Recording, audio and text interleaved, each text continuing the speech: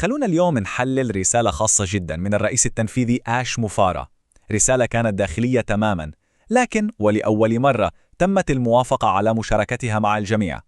وصدقوني، هذه مش مجرد رسالة عادية، لا، هذه نقطة تحول حقيقية.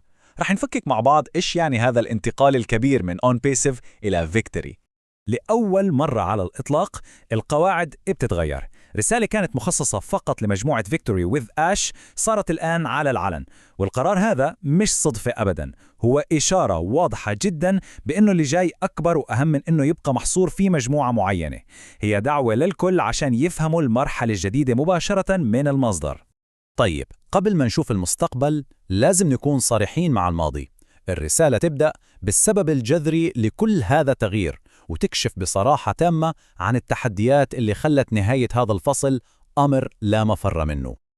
هنا ما فيه أي مجاملات، الكلام واضح ومباشر.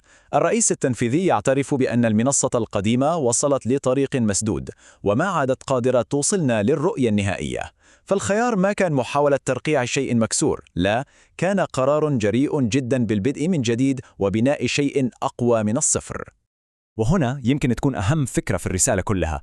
On Passive ما كانت أبدا هي الحلم، كانت مجرد أداة أو سيارة توصلنا للحلم. ولما السيارة هذه تتعطل وما عاد تخدم الهدف، يصير التمسك فيها غلط. القرار كان واضح، الولاء للرؤية النهائية مش للأداة اللي بنستخدمها. هذه الجملة هي خلاصة الفلسفة الجديدة كلها، هي إعلان صريح بانتهاء الارتباط بالماضي وبداية التركيز الكامل على بناء مستقبل أقوى وأكثر استدامة. القرار أكيد ما كان سهل، لكنه كان ضروري للمرحلة الجاية. إذن بعد ما انتهى فصل On Passive يجي السؤال المهم، إيش هو دور Victory with آش بالضبط؟ هل هو مجرد اسم جديد وانتهينا؟ الرسالة توضح أن الموضوع أعمق من كده بكثير، هو جسر استراتيجي له هدف معين ومحدد جدا.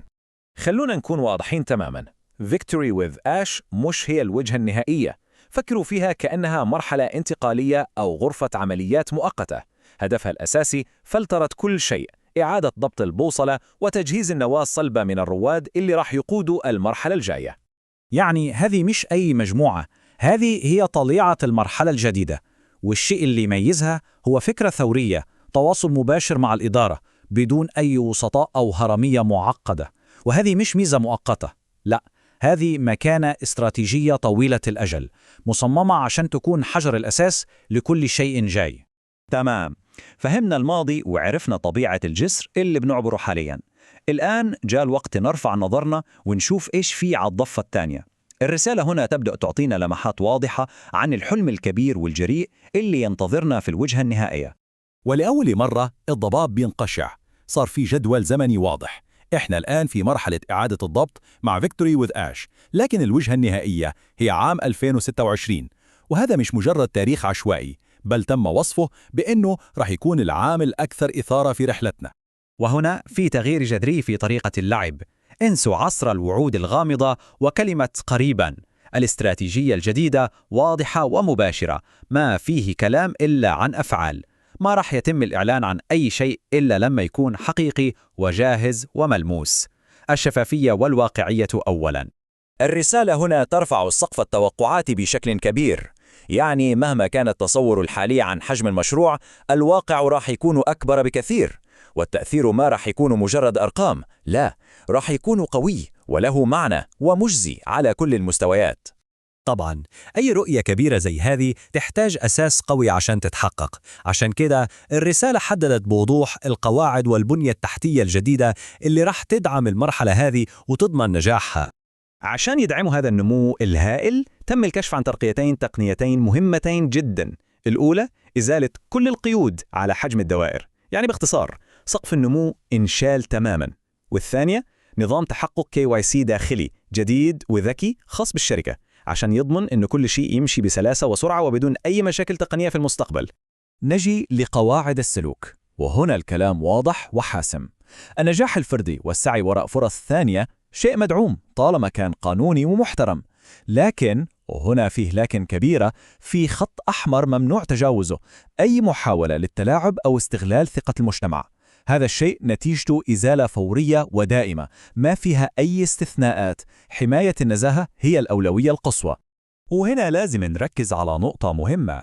اللي قاعد يصير الآن مش مجرد تحديث، هذا مش نسخ ولصق للنموذج القديم، لا، هذا هيكل جديد تماما وعقلية جديدة وفرصة تولد من جديد، وهي مصممة حصريا للرواد اللي آمنوا بالرؤية من البداية وكملوا الرحلة.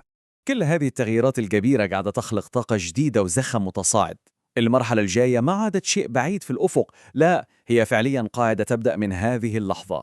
هذه الكلمات تلخص كل شيء بشكل مثالي. الطاقة قاعدة تتغير، والهيكل قاعد يترتب، واللي جاي أكبر من تصوراتنا. هذه مش مجرد كلمات، هذا إعلان بأن كل قطع البازل بدأت تتركب في مكانها الصح، استعدادا للانطلاقة الكبرى. إذن الصورة الآن اكتملت، الماضي تم شرحه، الجسر تم تحديده، ورؤية المستقبل انكشفت. القواعد واضحة والوجهة محددة، والآن يبقى سؤال واحد أخير: هل الجميع مستعد للمرحلة التالية؟